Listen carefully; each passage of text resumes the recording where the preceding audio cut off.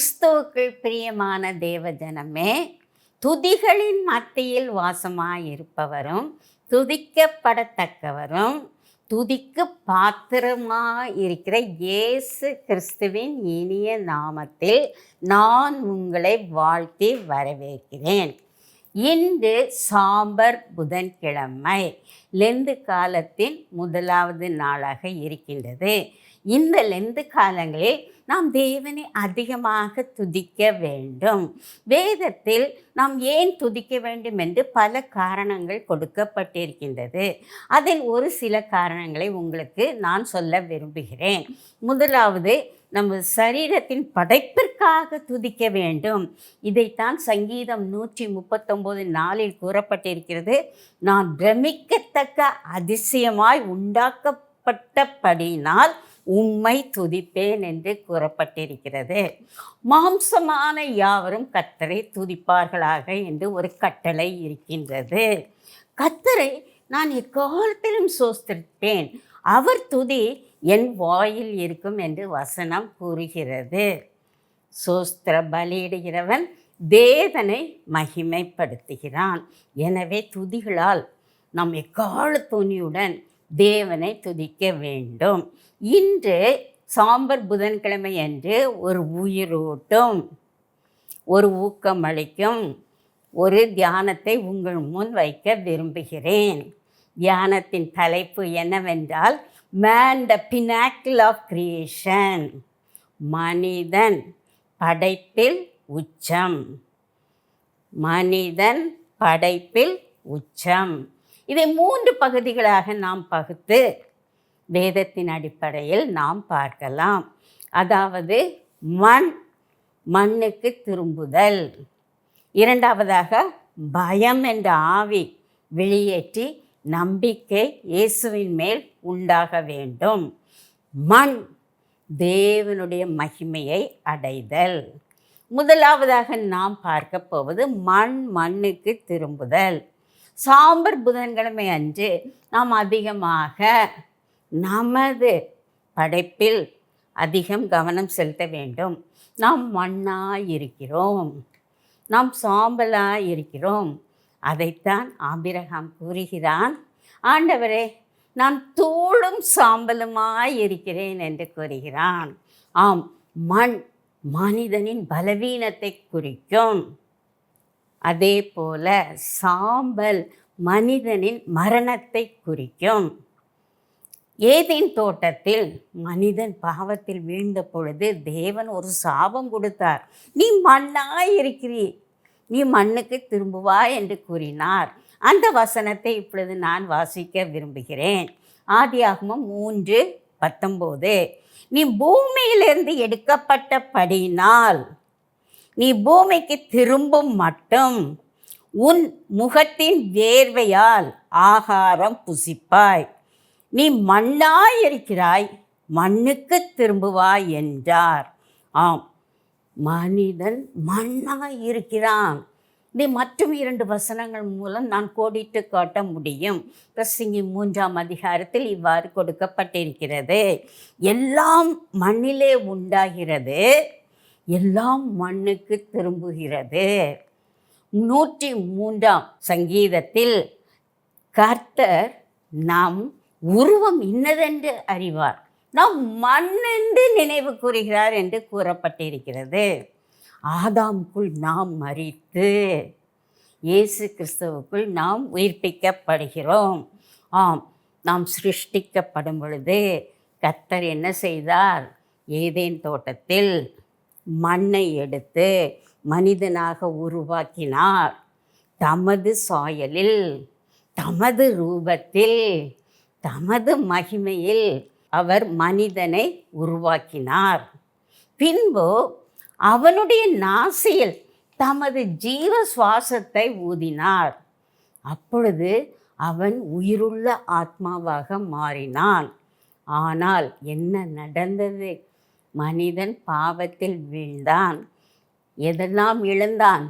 தேவனுடைய சாயலை இழந்தான், தேவனுடைய மகிமையை இழந்தான். அப்பொழுது மனிதனுக்கு ஒரு இரட்சகர் தேவையாக இருந்தது. நம் தேவனாகிய கர்த்தர் அன்புள்ளவர், இரக்கமுள்ளவர், கிருபையுள்ளவர். எனவே நாம் இழந்ததை, மனிதன் ஏதேன் தோட்டத்தில் இழந்ததை திரும்ப பெறுவதற்காக தம்முடைய ஒரே பேரான குமாரனை உலகத்திற்கு இரட்சகராக அனுப்பினார். இயேசு கிறிஸ்து ஸ்ரீயின் வித்தாக இவ்வுலகத்தில் வந்து அவதரித்தார். அவர் மனிதனானார் என்று வசனம் கூறுகிறது. அவர் மாம்சமானார் என்று வசனம் கூறுகிறது. அவர் அடிமையின் ரூபம் எடுத்தார் என்று வசனம் கூறுகிறது. எதற்காக? இழந்து போனவற்றை பெற்றுக்கொள்வதற்காக. ஆம், நாம் மரணத்தின் பிடியில் இருக்கிறோம். மரணத்தின் அழிவிலிருந்து நம்மை காப்பாற்றுவதற்காக இயேசு கிறிஸ்து இரட்சகராக அவதரித்தார். பிசாசின் பிடியிலிருந்து நம்மை காப்பாற்றுவதற்காக அவர் இவ்வுலகத்தில் மனிதனாக பிறந்தார். அதுவும் இல்லாமல் நரகம் என்ற ஆழ்கடலில், அக்கினி கடலிலிருந்து நம்மை தப்புவிப்பதற்காக இயேசு கிறிஸ்து ஒரு மீட்பராக பிறந்தார். என்றாலும் சில சமயங்களில் நாம் என்ன செய்கிறோம்? சிம்சோனை போல தேவனை விட்டு வெகு தூரம் போய்விடுகிறோம். அப்பொழுது நமக்கு இழப்பு ஏற்படுகிறது. தேவனுடைய ஐக்கியத்தை இழந்து விடுவோம். தேவனுடைய பிரசன்னத்தை இழந்து விடுவோம்.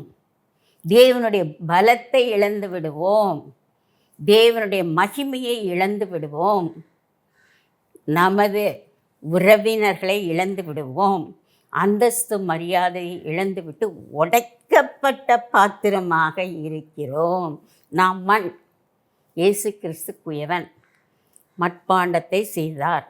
ஆனால் பாவத்தின் மூலம் நாம் உடைக்கப்பட்டு விடுகிறோம். இயேசு கிறிஸ்துவே என்று நாம் சிம்சோனை போல அதிகமாக அவரிடத்தில் விண்ணப்பம் பண்ணும் பொழுது இயேசு நம் அருகில் வருவார்.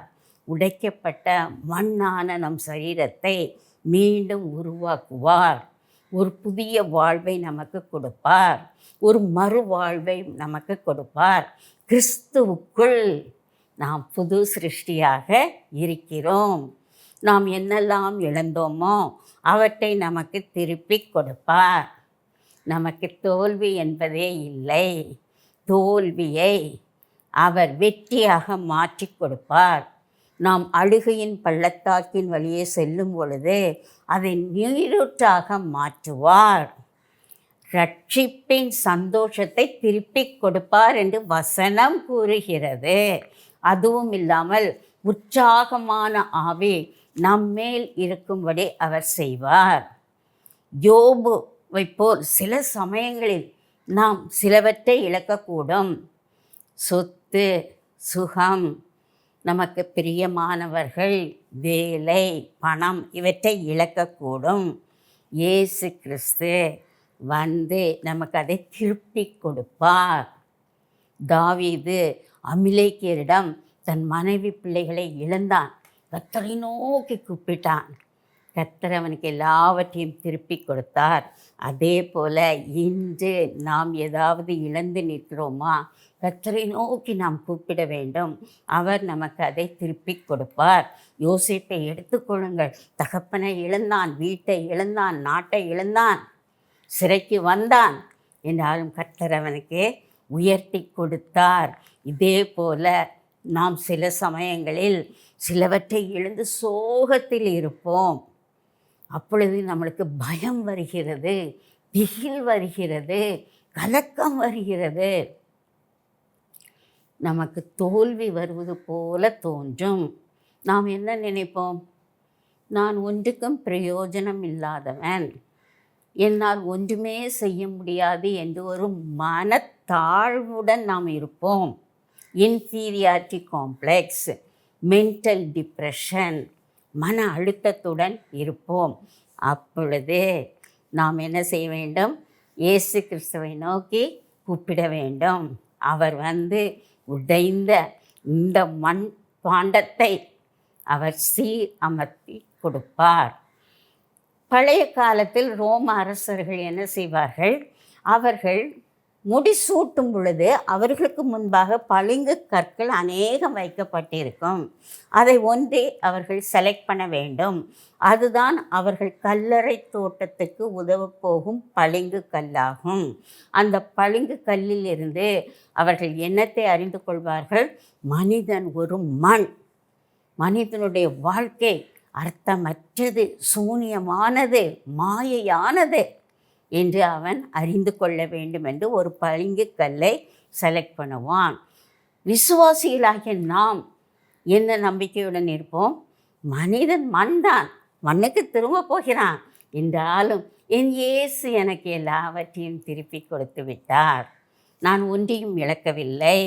இயேசுவின் அன்பை இழக்கவில்லை, அவருடைய மகிமையை இழக்கவில்லை, அவருடைய ரூபத்தை இழக்கவில்லை, நித்திய வாழ்வை இழக்கவில்லை என்று சொல்ல வேண்டும். இரண்டாவதாக நாம் பார்க்க போவது என்னவென்றால், இந்த லெந்து காலங்களில் நம் பயத்தின் ஆவியை தூக்கி போட்டுவிட்டு இயேசுவின் மேல் நம்பிக்கையாக இருக்க வேண்டும். பயம் ஒரு கொடூர வியாதி, சாத்தானுடைய ஒரு கொடுமையான ஆயுதமாக இருக்கின்றது.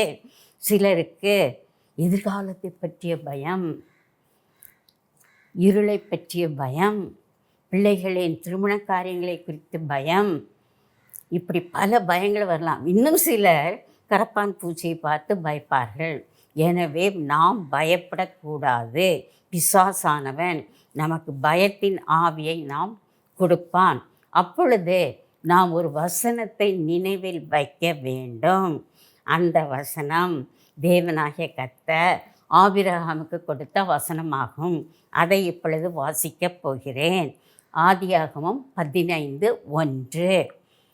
கர்த்தர் ஆபிரகாமை நோக்கி, நீ பயப்படாதே, நான் உனக்கு கேடகமும் உனக்கு மகா பெரிய பலனுமாயிருக்கிறேன். ஆம், இந்த லெந்து காலங்களில் நாம் பயத்தை முறியடிக்க வேண்டும். எப்படி முறியடிக்க வேண்டும்? கர்த்தரை தேட வேண்டும். வசனம் கூறுகிறது, நான் கர்த்தரை தேடின பொழுது அவர் எனக்கு செவி கொடுத்து என்னை எல்லா பயத்துக்கும் நீங்களாக்கி ரட்சிப்பார்.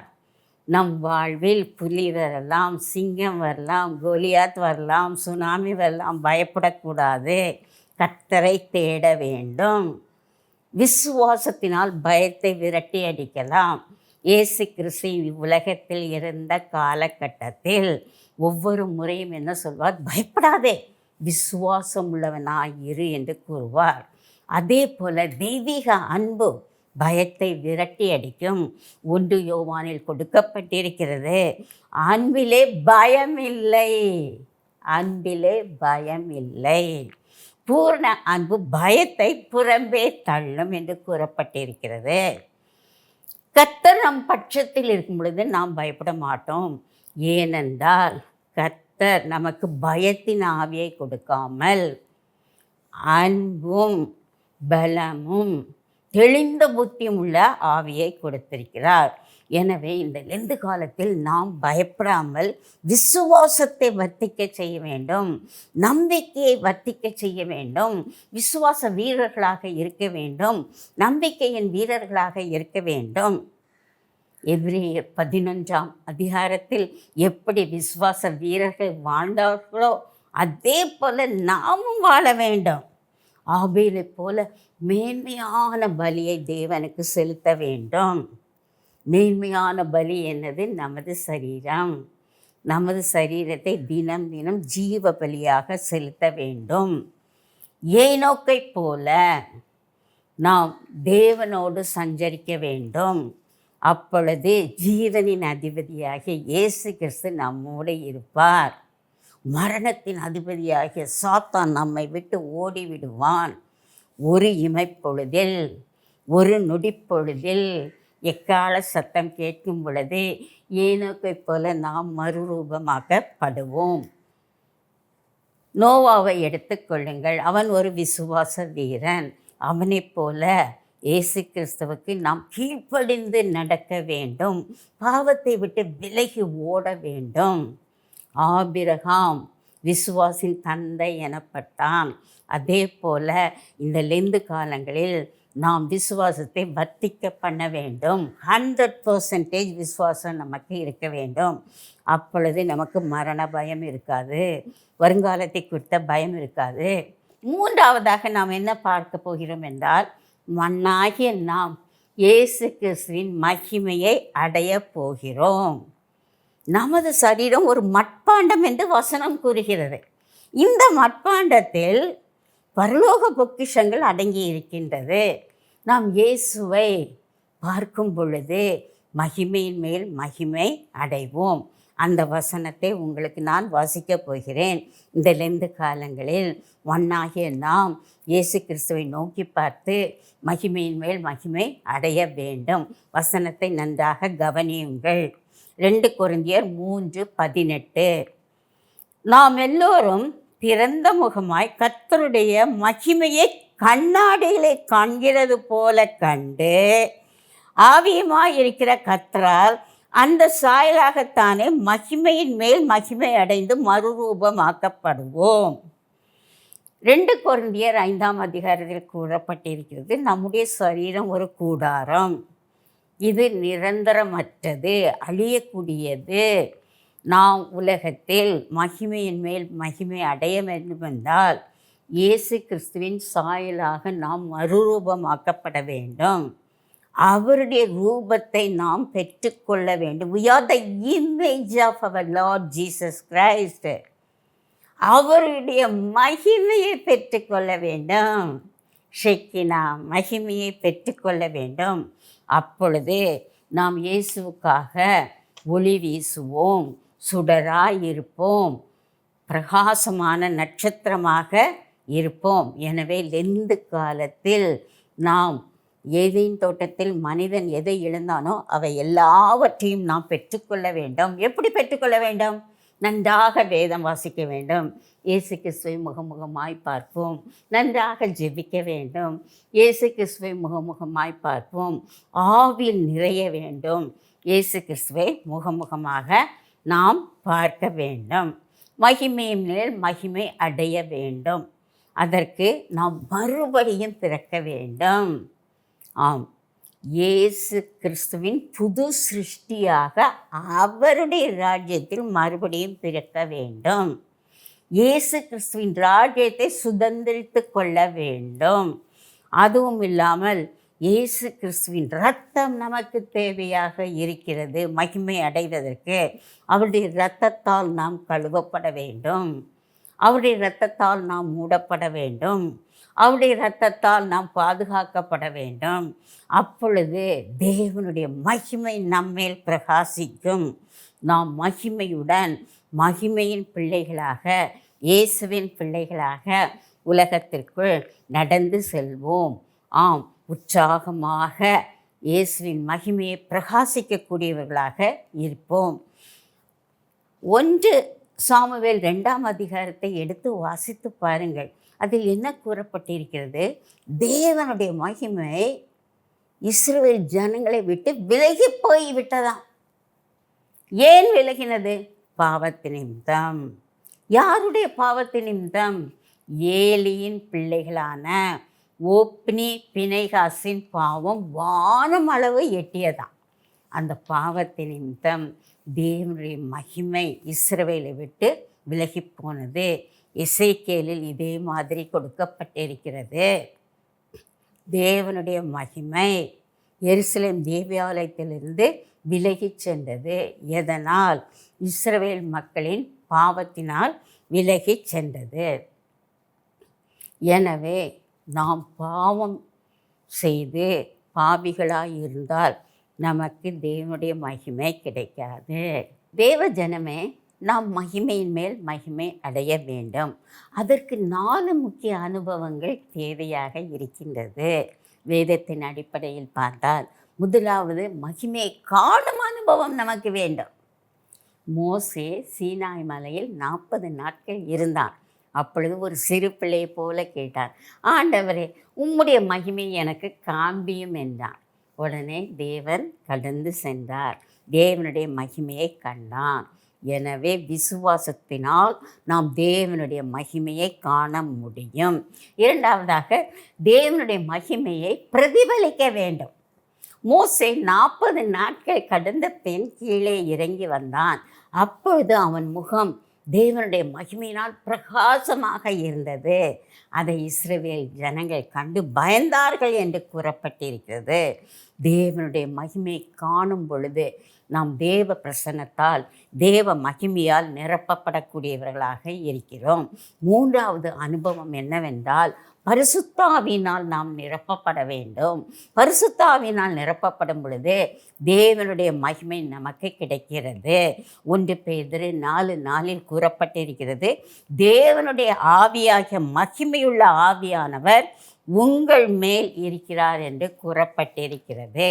ஸ்தேவான் கல்லெறியும் முன் அவனுடைய முகம் பிரகாசமாக இருந்தது. தேவனுடைய மகிமை. ஆம், அவன் பரிசுத்தாவினால் நிரம்பினவனாக இருந்தான். இன்றும் நாமும் தேவனுடைய மகிமையை பெறலாம்.